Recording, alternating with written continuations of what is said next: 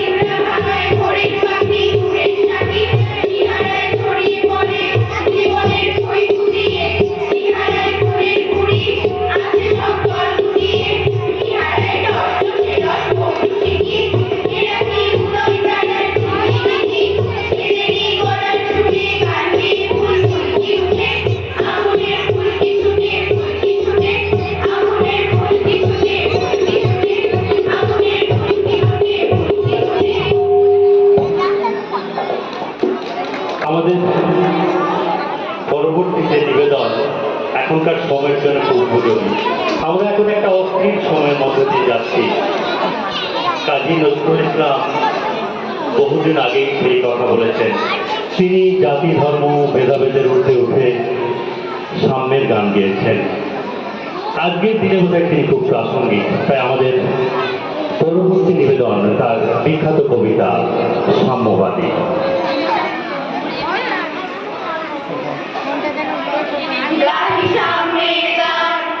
যেখানে আসিয়া এক হয়ে আছে সব বাধা ব্যবধান, যেখানে মিশেছে হিন্দু বৌদ্ধ মুসলিম খ্রিস্টান, গাহি সামনের গান। কে তুমি? পারবি? জৈন, ইহুদি, সাঁওতাল, হিন্দু, চারভুজিয়া,